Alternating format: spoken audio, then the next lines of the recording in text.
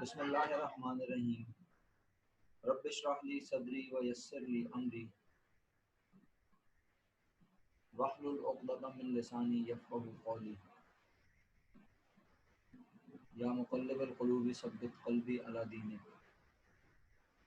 अस्सलामु अलैकुम व रहमतुल्लाहि व बरकातुहू। प्यारे बच्चों, उम्मीद करता हूँ आप लोग खैरियत से होंगे। अरीशा मेरा बेटा और बिस्मा, जल्दी से ज़रा दोनों को लाइनअप कर लो मेरा बेटा।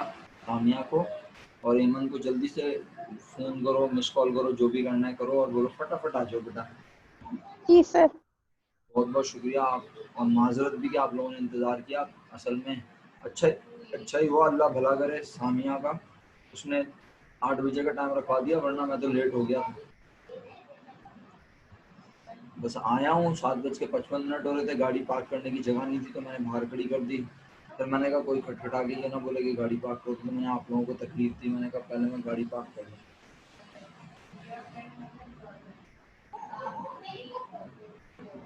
वो भाई बिस्मा को मैंने बोला था कि कांटेक्ट करो, बिस्मा खुद ही चली गई कांटेक्ट करने के बजाय। फिर मैंने समिया को कॉल किया, आ रही है वो। अच्छा, वो एमन ईमन को मैंने मैसेज किया है, मिस अभी कॉल दे दो उसको। दोबारा कर। हाँ मिस कॉल दे दो। जी सर। बिस्मा तो आ गई थी, अब वो आ जाएगी, वो तो इंटरनेट का इशू होगा। अच्छा, हम तो शुरू करते हैं। एब्जॉर्प्शन का टॉपिक है हमारा, और हमने मेरा ख्याल है अभी तक एग्रीड वैल्यू वाला क्वेश्चन डिस्कस तो हो चुका है मेरा ख्याल है, अब तो बस खत्म हो रहा है ये चैप्टर, है ना। जी सर। सिर्फ जो क्वेश्चंस रह गए, जो क्वेरीज हैं वो सॉल्व करके फिर हम एमएलगमेशन स्टार्ट कर लेंगे इंशाल्लाह। सर इसमें जो 2012 रेगुलर का क्वेश्चन था, ये मैंने थोड़ी सी वीडियो देखी थी। आपने इसको जो है ना उन लोगों को करवाया हुआ था, आपके दूसरे स्टूडेंट्स को ना। ये इसमें हम सबको कुछ ना कुछ इशू आया था, लेकिन अगर मुझे वो वीडियो जो है ना मिल नहीं रही है, या फिर आप मुझे वो क्वेश्चन दिखा देंगे तो ज़्यादा बेहतर हो जाएगा। सॉल्यूशन आपने ये करवाया हुआ है, 2012 रेगुलर क्वेश्चन नंबर 3 था। नहीं, सॉल्यूशन दिखा दूं या फिर समझ में नहीं आया। क्वेश्चन तो तुम्हारे सॉल्यूशन पास होगा, दिखा दें। सॉल्यूशन सॉल्यूशन शो कर दूं। जी सर। अभी देख लेते हैं, अगर है तो अभी दिखा देते हैं, वो मसला थोड़ी है बेटा। जी सर। 2012 बोल लिया ना ऋषा। जी सर, 2012 रेगुलर क्वेश्चन नंबर 3। ये तो रहा 12 रेगुलर क्वेश्चन नंबर 3, ये रहा। जी सर। ये देख लो कौन से किस में मसला आ रहा है तुम्हें, कहाँ कौन सी एंट्री में स्टक हो रही है। इसकी एंट्री फीस, इसका क्वेश्चन ही अजीब सा था, ये पूरा क्वेश्चन ही अजीब सा अभी था। देख लेते हैं, 2 मिनट लगेंगे, कोई मसले वाली बात नहीं है, तेजी से ओवरव्यू दे दूंगा, लेकिन बस ये लोग आ जाएं यार, वरना फायदा क्या, बेचारे ये लोग मेरा जी इंतजार कर रहे सर। थे, अब मैं इनका इंतजार ना करूं। सर सम्या का लिंक जो है ना वो कनेक्ट नहीं हो रहा है। नहीं, 1 मिनट, सामिया का लिंक कनेक्ट नहीं हो रहा, ऐसे कैसे हो सकता है। दोबारा लिंक भेज दूं फिर बोले तो आप लोग। हाँ सर। सर इसमें जो है ना प्रॉफिट लॉस अकाउंट दिया हुआ था, एक तो ये इशू था। अरे रिटेन अर्निंग होता है मेरा बेटा, अरीशा क्या हो गया, भूल गई। फाइनेंशियल स्टेटमेंट पढ़ाते हुए और बताया। Bank overdraft. Bank overdraft liability है हमारी करंट। अगर टेक ओवर नहीं कर रही बड़ी कंपनी तो ये कंपनी सही। अपने पास से पे करेगी, है ना। अच्छा, तो और एक लाइन थी इसमें, discharge the purchase consideration by allotment of. हाँ ये समझ आ गई थी। सही सही। अरे यार सामिया का क्यों कनेक्ट नहीं हो रहा। बिस्मा तुम हेमंत को फोन कर लो ना बेटा। सर वो ऑनलाइन नहीं है। अरे बाबा तुम लोग आज से कंजूस हो खुदा की कसम, तुम लोग जो है व्हाट्सएप पे कॉल करते हो, अरे मिस कॉल दे दो यार उसके नंबर पे, वो भी। अच्छा सर अभी करिए, लेकिन और शायद मेरे ख्याल से उसकी लाइट नहीं है, फिर नेट का इशू है जो अभी नहीं आई। और बोल दिया करो ना, एक दूसरे को बोल दिया करो कि भाई मेरे नंबर से फोन आए तुम उठाया मत करो, क्लास के लिए फोन कर रही हो तुम, खत्म बात। कहना व्हाट्सएप पे बात करूंगी, बैलेंस नहीं है, सिर्फ इसलिए रखा हुआ है ताकि तुम लोगों को जगा सकूं। तो अब अगर व्हाट्सएप पे नहीं आ रही हो तो मैंने कहा सर बोल रहे हैं इसलिए कॉल किए, ताकि एक दूसरे को बता दो पहले से चारों कि भाई अगर हम कॉल करें तो उठाया मत करो, जब कॉल पे बात करनी होगी तो तुम्हें मुस्तकिल फोन करेंगे, कॉल नहीं देंगे। लो भाई आ गई सामिया। सामिया बोल रही थी उसका लिंक नहीं चल रहा, चल गया।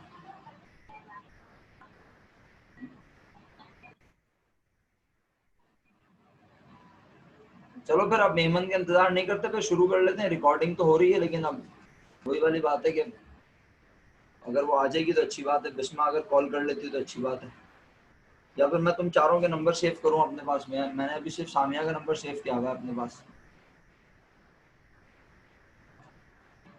सबको जगाया करूं मैं। चलो भाई बिस्मिल्लाह करते हैं। अब बताओ अरीशा, इस क्वेश्चन में फर्दर प्रॉब्लम है या फिर हम आगे की जानिब बढ़ें? अगर तुम लोग इस चैप्टर को खत्म करोगे नहीं अभी, सर, सारे क्वेश्चंस को अगर अभी सर आगे की जानी पड़े, अगर कुछ प्रॉब्लम होगी ना तो फिर आप। आवाज गायब हो गई अरीशा तुम्हारी।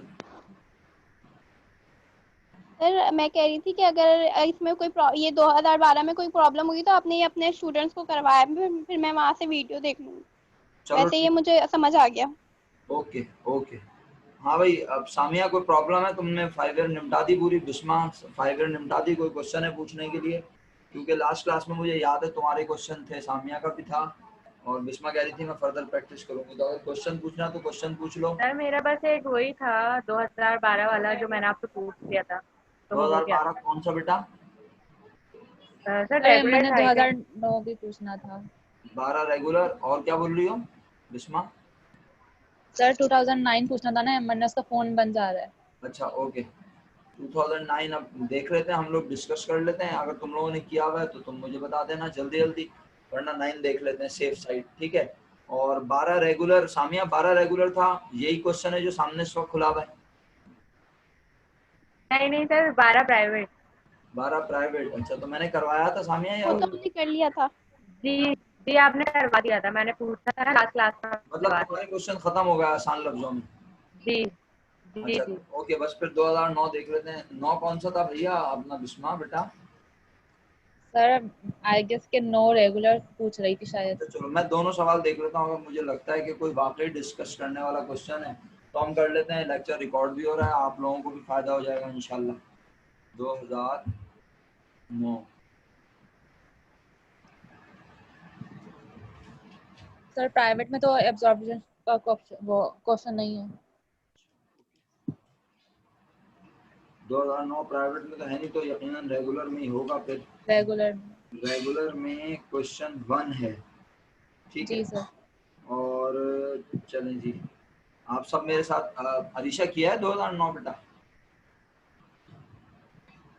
सामिया 9 किया? यस सर, किया हुआ तो था, देख रही हूँ। हाँ हो गया, इसका मतलब है 9 रेगुलर। सामिया आपने किया है बेटा? नहीं सर, 9 रेगुलर तक नहीं पहुंचे। अच्छा तो फिर एक फेवर ये करो कि जल्दी जल्दी क्वेश्चन पढ़ते हैं मिल मिलकर साथ। जहाँ जिस लाइन पे तुम्हें जी ज्यादा तवज्जो चाहिए हो वहाँ बोल देना, वरना मैं जहाज बना देता हूँ। बाकी तुम लोगों की मर्जी है, तुम बोलोगे मैं ओके। आराम आराम से पढ़ता रहूंगा, ये सवाल 1 घंटे तक सॉल्व करवाता रहूंगा, इस तरह भी कल पढ़ाई हो सकती है। लेकिन अगर लगता है कि कोई चीज़ आसान है तो आगे बढ़ते रहेंगे। The following balances relate to the business of Ashar company limited as on June 30 2009। नीचे अशर लिमिटेड का, अशर कंपनी लिमिटेड के जून 30 2009 के बैलेंस दिए हुए। कैश 3,50,000 है, अदर एसेट 3,15,000 है, अकाउंट पेबल 30,000 है, और ये अकाउंट पेबल जो 30,000 है ये 1/3 है किस? Long term liabilities. Long term liabilities. Liabilities का। तो भाई तवज्जो से फिर एक बार दोबारा जुमला, अकाउंट पेबल की अमाउंट है 30,000 और ये 30,000 है 3 में से एक हिस्सा। एक हिस्सा। एक हिस्सा किस चीज का? Long term liability. अगर ये long long term term. Liability के 3 हिस्से किए जाए, उसमें से एक हिस्सा है, तो लॉन्ग टर्म लाइबिलिटी के अपने खुद किससे कितने हिस्से हुए उसने बताया तो है। एक। आवाज ही नहीं आई आप लोगों 2। को? अच्छा मैं दोबारा कहता हूँ एक बार, ठीक है। देखो सर एक हिस्सा होगा ना। मैं बोल रहा हूँ, मैं पढ़ रहा हूँ, तुम तवज्जो से सुनो जुमला। कह रहे हैं अकाउंट पेबल ₹30,000, अकाउंट पेबल 30,000 रुपए है, विच इज जो के है 3 में से एक हिस्सा। कौन है 3 में से एक हिस्सा? बोलो Bisma. Account payable. Account payable 3 में से एक हिस्सा है ना बेटा? लॉन्ग तो किस चीज के 3 में से एक हिस्सा है? Long term liability. तो long term long loan, term liability के लॉन्ग टर्म लोन के कितने हिस्से हो रहे हैं? 3। 3। हो रहे हैं तो सर। इसका मतलब है लॉन्ग टर्म लोन 3 हिस्सों पर मुश्तमिल हुआ ना। 3। जी सर। बिस्मा को समझ नहीं आया, ईमानदारी से बताओ। सर आ गया आ गया आ गया। भाई लॉन्ग टर्म लोन के अगर 3 हिस्से किए जाएं, जैसे मैं बोलूं कि अगर 15 के 3 हिस्से किए जाएं, समझाने के लिए कह रहा हूं, बुरा नहीं मानो, मैं क्या बोलूं, अगर 15 के कितने हिस्से किए जाएं, 3, तो 15 के 3 हिस्से किए जाएंगे तो ये 3 हिस्से सिंपल, और इसमें से एक हिस्सा किसी चीज के 3 हिस्सों में से एक हिस्से के बराबर है अकाउंट पेबल। तो जिस चीज के एक हिस्से के बराबर है अकाउंट पेबल, अगर उस चीज की वैल्यू मालूम करनी है तो उसके सारे हिस्सों की वैल्यू को क्या करना है आपस में, सो गए प्लस कर देंगे। और अगर मल्टीप्लाई करने पे कमांड है तो प्लस मैं करेंगे। एक हिस्सा अगर 5 का है तो टोटल 3 हिस्से हैं तो 5 को 3 से कर दो। काफी मुश्किल बात पूछ रही है ऐसा लग रहा है। 5 को 3 से क्या कर दो मेरे बच्चों, डिवाइड। 5 का 15 हो जाएगा, मतलब मल्टीप्लाई कर दो। जंगल से ऐसा लगा मुझे आवाज आई, डिवाइड किया, माफ करे। तो 5 3 15, 15 हो जाएगा, सिंपल सी बात है। तो भाई यहाँ पर बोल रहा है अकाउंट पेबल 30,000 रुपए है, और ये 3 में से एक हिस्से पर मुश्तमिल है लॉन्ग टर्म लोन के, लॉन्ग टर्म लाइबिलिटीज के। तो लॉन्ग टर्म लाइबिलिटी निकालना कोई मसले वाली बात नहीं है। तुम सब 30,000 को मल्टीप्लाई कर दो किससे, 1 से। 3 से। क्या बोला, दोबारा बोलना सर, किसी ने बोला 1 1 से मल्टीप्लाई कर दें। सर 3 से शायद। सामिया तुम्हें समझ में नहीं आ रहा ना, ईमानदारी से बताओ। देखो सर जो 30,000 है, तो हम लॉन्ग टर्म लाइबिलिटी पता करनी है, तो हम 3 को मल्टीप्लाई नहीं करेंगे। हाँ तो 3 से तो मल्टीप्लाई करेंगे, आप 1 से बोल रही हो, मैं तो यही पूछ रहा हूँ मल्टीप्लाई किससे करेंगे। नहीं सर, मैंने नहीं बोला, बिस्मा ने बोला है। अबे यार अब मुझे पता ही नहीं चलता, या तो मैं माइक देखता रहूं कि कौन बोल रहा है। अब जिसने भी बोला है, अभी तो मैंने सिखाया। जैसे फर्ज कर लो ये 5 रुपए लॉन्ग टर्म लाइबिलिटी की अमाउंट, अकाउंट पेबल की अमाउंट है। फर्ज कर लो यार, इससे आसान एग्जांपल नहीं हो सकती। 5 रुपए अकाउंट पेबल की अमाउंट है, और ये लॉन्ग टर्म लोन के 3 में से है। कंप्लीट करो ना मेरा एक जुमला। हिस्सा। एक हिस्सा। एक हिस्सा, तो अगर मैं लॉन्ग टर्म लोन मालूम करना चाहता हूं तो मैं इस 5 को 3 हिस्सों से कर दूं, मल्टीप्लाई। बस यही करना है। वहां पर भी यही करो, 30,000 रुपए एक हिस्से की अमाउंट है। अगर तुम्हें 3 हिस्से की अमाउंट मालूम करनी है, 30,000 को 3 से कर दो मल्टीप्लाई, 90,000 आ गया। मल्टीप्लाई। यस इसका सर। मतलब है लॉन्ग टर्म लाइबिलिटी अपनी अमाउंट होगी 90,000, 90,000 के हुए होंगे 3 हिस्से। 3, और 3 में से एक हिस्से की अमाउंट है अकाउंट पेबल। अकाउंट पेबल कितनी, 30,000। क्लियर है, आगे बढ़ूं। Yes yes sir. Sir. Yes sir. अब इसके बाद ordinary share capital par value 10 रुपए है, और 5 लाख रुपए के शेयर कंपनी ने इशू किए हैं आवाम को, और रिटेन अर्निंग में पड़े हुए 45,000। और अशर कंपनी को खा लिया किसने, अफसार ने। अफसार कंपनी। इन शराइत पे अफसार कंपनी लिमिटेड ने बोला हम तमाम बिजनेस के एसेट को ले लेंगे सिवाय, अबे क्या हो गया, आवाज नहीं आ रही क्या मेरी, तमाम। तुम लोग बोल ही ना रहे। अफसार लिमिटेड ने बोला हम बिजनेस के तमाम एसेट को ले लेंगे, सर कैश के हाँ कैश के अलावा, सही है, और हम कबूल कर लेंगे तुम्हारा अकाउंट पेबल। Account payable. मौजूदा कीमत पर। उसके बाद ये कोई मुश्किल बात है। No sir. No sir. बात क्या कहता नो है, सर। पॉइंट नंबर 2 में कहता है अफसार company limited take over business asset except cash. के बाद कहता है the shareholders of Ashar company limited to receive, जो लोग मालिक हैं किस कंपनी के,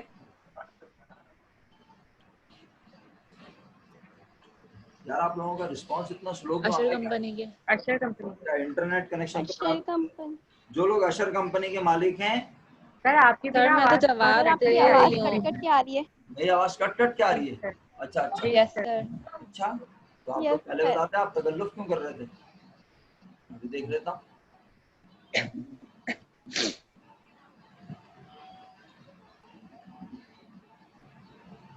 अच्छा जी,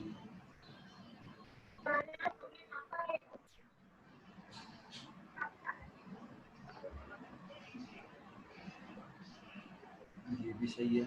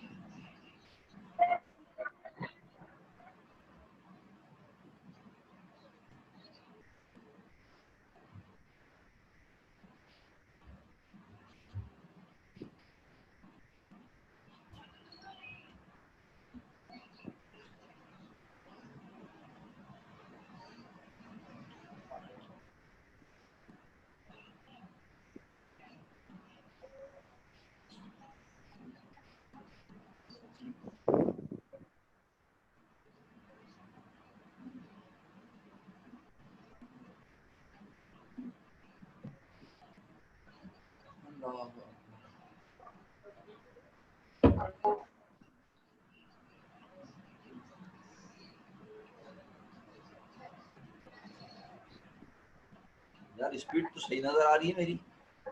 अभी आवाज आ सर रही है आप कुछ आपको? बोल रहे हैं लेकिन आपकी आवाज नहीं आ रही। अभी आ रही है सही? कट क्या आ रही है? अब आइए अभी आ रही है। चलो जी, अब आई। अबे मैं वही तो बोलूं यार, मेरी आवाज क्यों नहीं आ रही? देखो कनेक्शन तो सही चल रहा है मेरा सर अल्हम्दुलिल्लाह। फिर कट रही है। फिर कट रही है आवाज?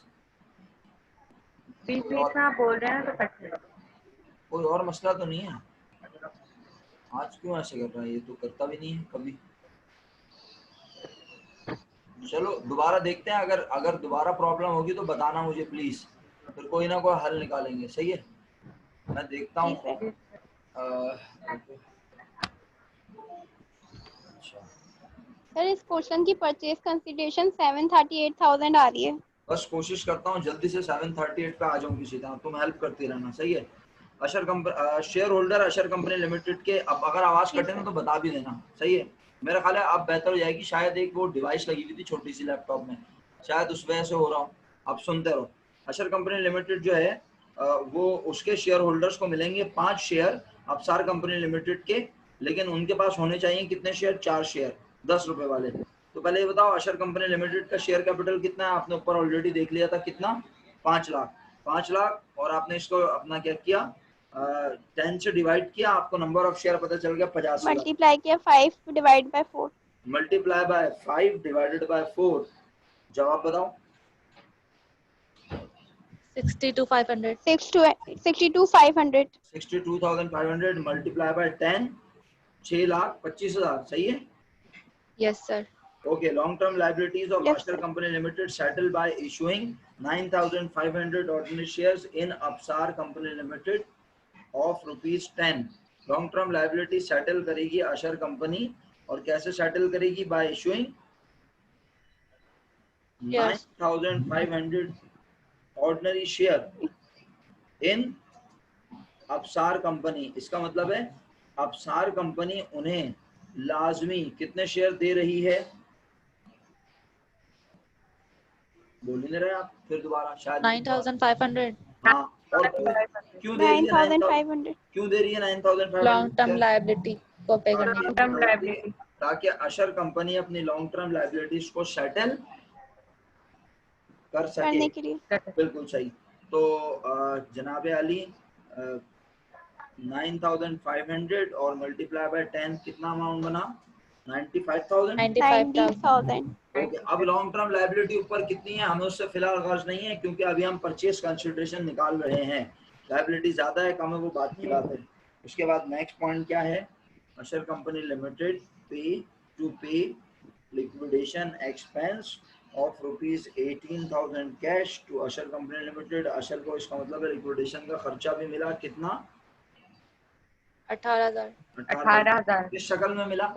18,000। कैश। Liquidation expense cash. बस अब जरा मुझे बता दो, शेयर की अमाउंट थी 6,25,000 जो शेयर होल्डर के लिए मिले थे। सही है। फिर मेरे लॉन्ग टर्म लाइबिलिटीज को सेटल करने के लिए कितने? 95,000। 95,000। 9,500 नहीं, रुपए में बोल रहा हूँ सामिया, रुपए में बेटा। 6,25,000 और 95,000, और फिर लिक्विडेशन के लिए कैश मिला कितना? 18,000। बस 18,000। तीनों को प्लस करके बताओ। 738,000। 7,000। बस मेरे मुताबिक परचेज कंसिडरेशन आ गई। अब बाकी सवाल तो वैसे ही है रूटीन के मुताबिक, अगर आपको यस कुछ सर। पूछना है तो पूछ लो। नहीं सर। Yes sir. और कुछ नहीं पूछना? No sir. नहीं सर, कुछ नहीं पूछना।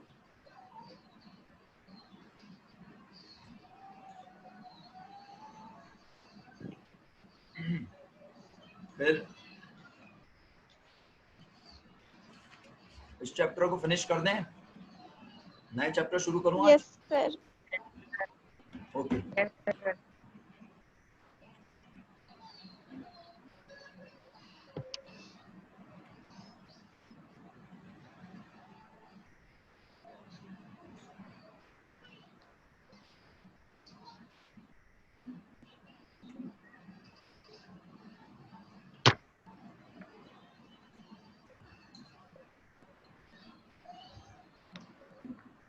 मुझे पता है बहुत अच्छे से कि आप थ्योरी पढ़ना चाहते नहीं हैं, और मैं पढ़ाऊंगा भी नहीं ज़्यादा, बेफिक्र रहें। ये मत सोचें कि थ्योरी में हम आधा घंटा वेस्ट करेंगे। स्क्रीनशॉट लेना चाहते हैं तो ले लें, मना नहीं है, लेकिन मैक्सिमम 3 मिनट तो दे दें कम से कम इन अंग्रेजी की लाइनों को पढ़ने। बेटा कुछ ना कुछ फ़ायदा ही पहुंचाती हैं ये, मैं भी बोलूँगा, ऐसी बात नहीं है। लेकिन अमेलगमेशन का टॉपिक आपको, फॉर योर काइंड इंफॉर्मेशन, आपको आता है? हैं सर हमें आता है? जी मेरा बच्चा, सिर्फ मैंने आपको एक्नॉलेजमेंट लेनी है आपसे, मैंने सिर्फ मेक श्योर करवाना है कि आपको आता है। सही है, तो आप जरा अंग्रेजी पढ़ लें। 3 मिनट का टाइम दिया आपको मैंने, हिज्जे करके पढ़ें। जो समझ में नहीं आया पूछेंगे आप, वरना मैं पूछ लूंगा, कोई मसला ही नहीं है। क्या आप तीनों को मेरी आवाज़ आ रही है? Yes sir. जी सर। ऐसा ना हो मैंने आप बोले आवाज़ ही नहीं आई थी तो हम तो बैठे हुए थे सोच रहे थे सर पढ़ेंगे। बिस्मिल्लाह कीजिए।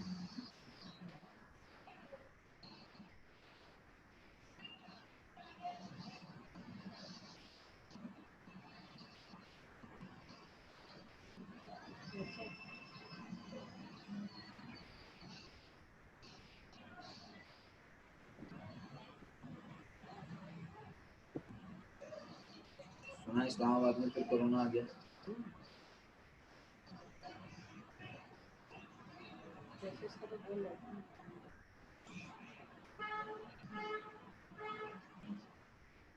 HEC ने इस्लामाबाद के तालीमी इदारों में पाबंदी लगा दी है।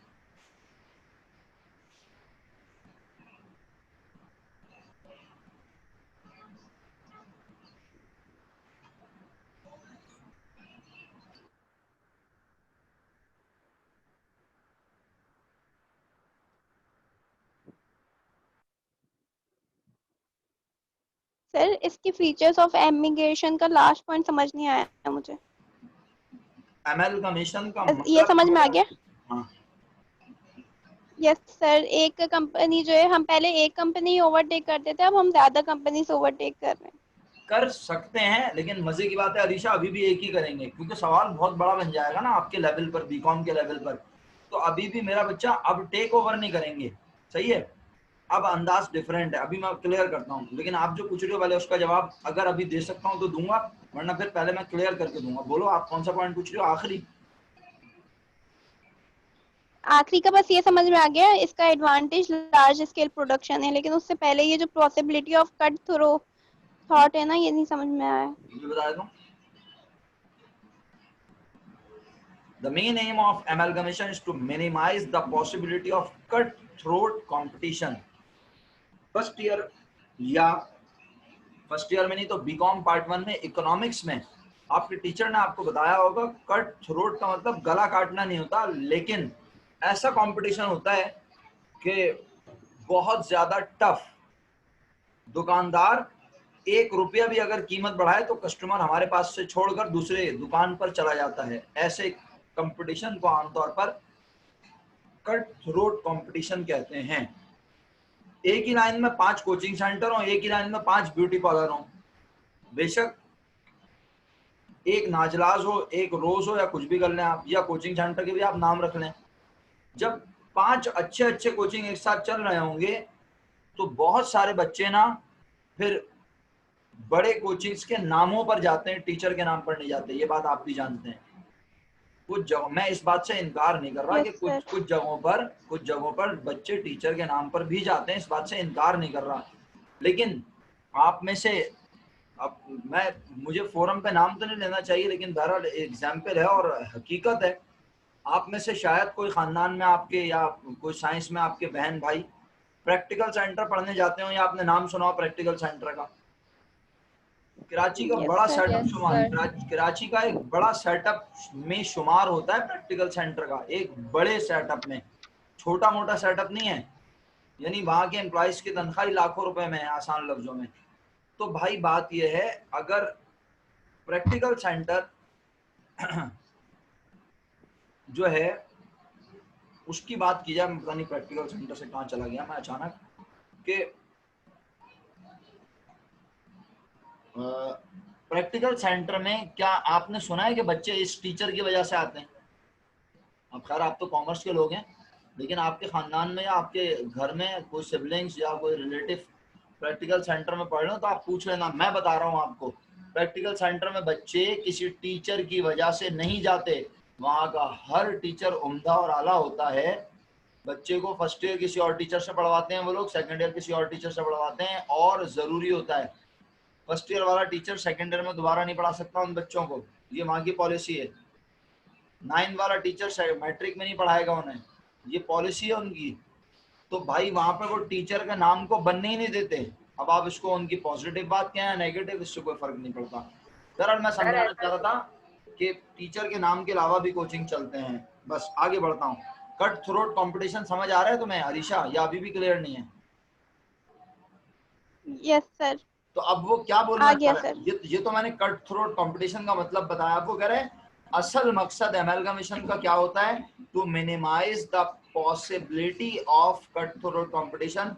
जितना कम कर सकते हैं हम इस बात को कम करने की कोशिश करते हैं, हत्तुल इम्कान हम कोशिश करते हैं कि वो जो टफ कंपटीशन चल रहा है, एक दुकानदार ने 5 रुपए कम किए तो दूसरे को भी 5 रुपए कम करने पड़ जाएंगे, वरना नतीजा क्या होगा, जिसने 5 रुपए कम किए उसकी दुकान पे धामाधम सामान बिकना शुरू हो जाएगा और दूसरा वाला हाथ पे हाथ रख के बैठा रहेगा। तो ऐसा कंपटीशन जहां पर जो है कंपटीशन कट थ्रोट हो, बहुत टफ हो, वहां उस कंपटीशन को हल्का करने के लिए, उसके असरात को कम करने के लिए भी एमलगमेशन होती है, and to secure the advantages of large scale production. Okay, अच्छा अब मैं 2 जुमले और कह दूं, अगर आपको पूछना तो आप जरूर पूछें, सामिया या बिस्मा को कुछ पूछना है पूछें, लेकिन मैं 2 जुमले कह के बात खत्म करता हूं क्योंकि मैं इस पे लंबा नहीं बोलना चाह रहा। देखो एमलगमेशन में ना, अरीशा आप गौर से सुन लेना बेटा, एमलगमेशन में एक नई कंपनी मौरिज़ वजूद में आती है। गौर से सुन रहे हैं सब बच्चे मेरी बात? एक नई कंपनी बनती है। सर ये नई कंपनी कौन बनाता है? दो कंपनीज जो अलग अलग ऑपरेट कर रही थी और आपस में कर रही थी सख्त किस्म का, बोलो, कंपटीशन, मुकाबला, है ना। उन दोनों ने सोचा अबे हमारे कंपटीशन से आवाम को हो रहा है फायदा। उन्होंने बोला आवाम को फायदा हो रहा है और हम बेवकूफ लड़े जा रहे हैं आपस में। दोनों ने मिलके कहा क्यों ना अपनी अपनी दुकानों को कर दें मर्ज। आवाज नहीं आई? मर्ज। मर्ज नहीं, क्यों ना अपनी अपनी दुकानों को करें खत्म और दोनों मिलकर एक नए नाम से मार्केट में आ जाएं। लोगों को तो पता ही होगा कि ये कंपनी खत्म होके इस कंपनी में चली गई, ये कंपनी खत्म होके इस कंपनी में चली गई, तो दोनों कंपनियों को कानून की नजर में भी कर दें खत्म, लोगों की नजरों में भी कर दें खत्म।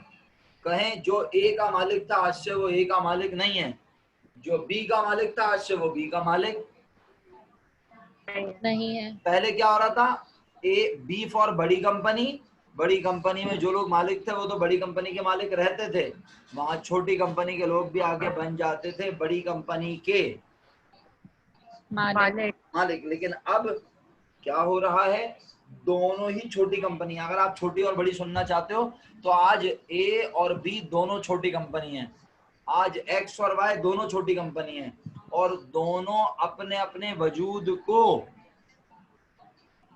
खत्म कर रही हूँ। खत्म। तो सर कर दिया। सर ये दोनों के एसेट कहाँ जाएंगे सर? इनकी लाइबिलिटीज कौन पे करेगा? ये दोनों भाई B Com part 1 formation of partnership मैंने पढ़ाया था या सर सलमान ने पढ़ाया था? या सेकंड ईयर कॉमर्स शायद तो आपने पढ़ी है पढ़ाया ना? था। आपने पढ़ा चलो अगर मैंने पढ़ाया या मुझसे नहीं पढ़ा तो सेकंड ईयर कॉमर्स में भी पार्टनरशिप फॉर्मेशन का टॉपिक पढ़ा होगा। पार्टनरशिप फॉर्मेशन का मतलब होता है जब जी एक से सर। ज्यादा लोग यस सर। दो लोग पार्टनरशिप बनाएं तो वो अपने अपने कारोबार को खत्म करके भी बनाते हैं। याद आया?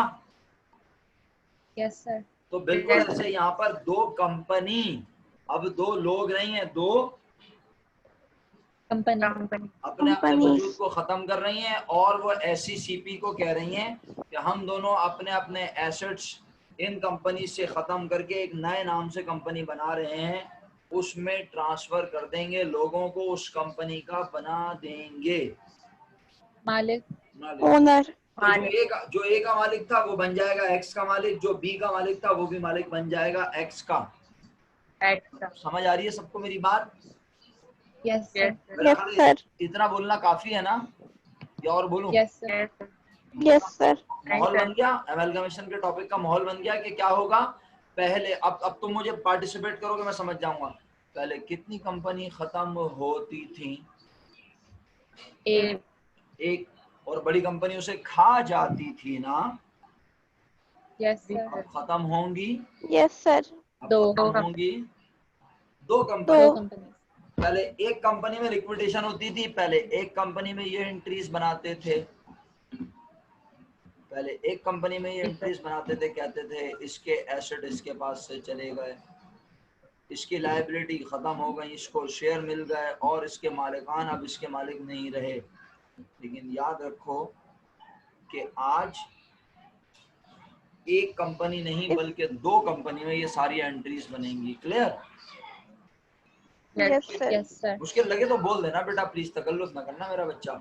ये है कंपनी ए और इसी तरह ये होगी कंपनी बी, और दोनों दोनों अपने अपने एसेट लेकर जा रहे हैं, एक नए नाम से कंपनी रजिस्टर्ड हुई SCCP में, फर्ज कर लो जिसका नाम है XYZ, या कोई भी कंपनी रख लो यार, मुझे नाम से गर्ज नहीं है, असल मकसद है कि दो कंपनीज ने अपने अपने वजूद को खत्म किया।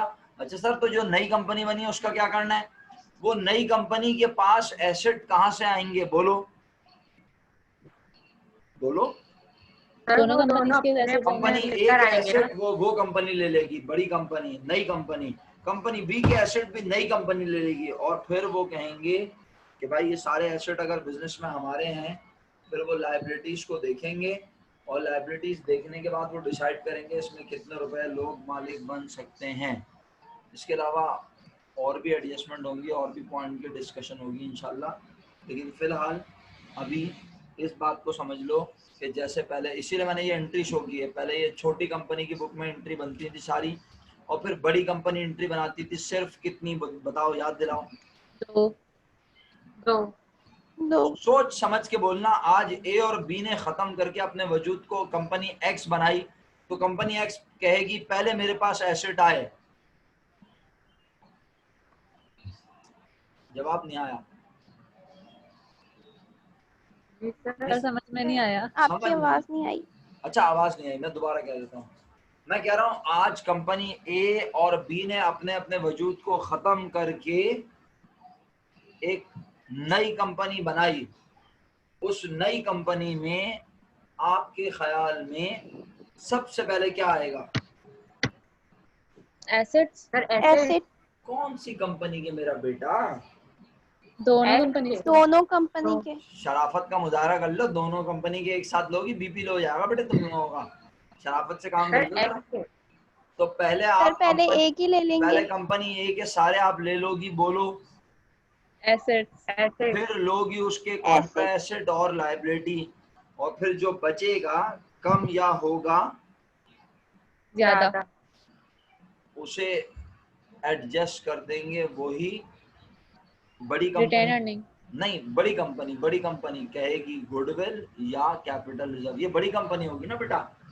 मैं कह रहा हूँ छोटी कंपनी तो अपने नुकसान और फायदे को रियलाइजेशन में डाल के मालिकान को बांट देगी, लेकिन जो बड़ी कंपनी बनी है जो बड़ी कंपनी बनी है, जिसने कंपनी ए के एसेट को टेक ओवर किया और कंपनी बी के एसेट को टेक ओवर किया, वो कंपनी अपनी बुक में पहले कंपनी ए के एसेट्स को डेबिट करेगी, फिर लायबिलिटी वगैरह जो भी चीजें हैं, कैपिटल वगैरह, सही है, और उसका प्रोसीजर अब मैं आपसे डिस्कस करूंगा। अगर मैं पूरा सवाल ही आपको बता दूंगा तो आप कहेंगे सर हमें कुछ समझ नहीं आ रहा।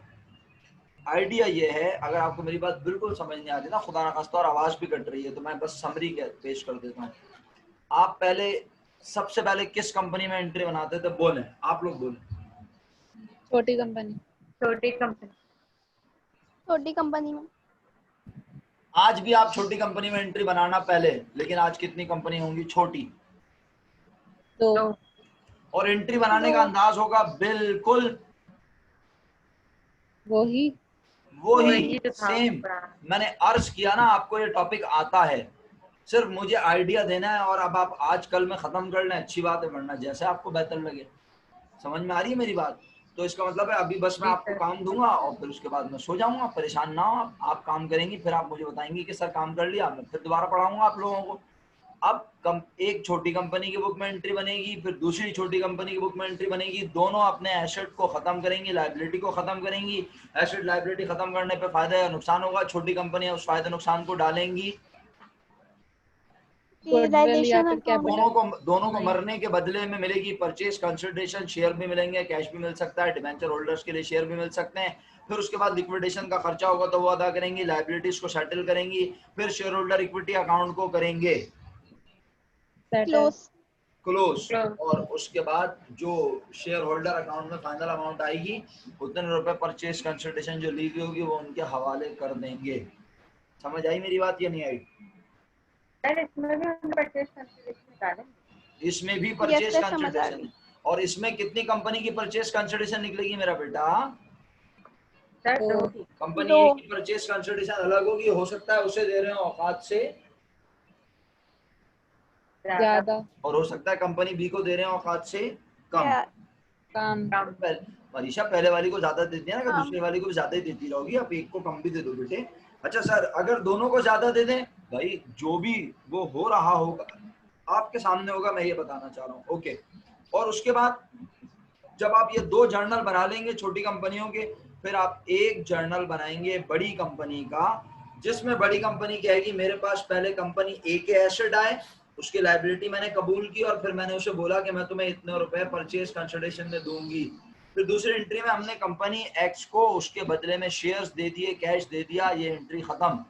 क्या सारी एंट्री बन गई? नहीं, ये तो सिर्फ कंपनी ए को एक्वायर किया है। अब किसको एक्वायर करेंगे? कंपनी बी को।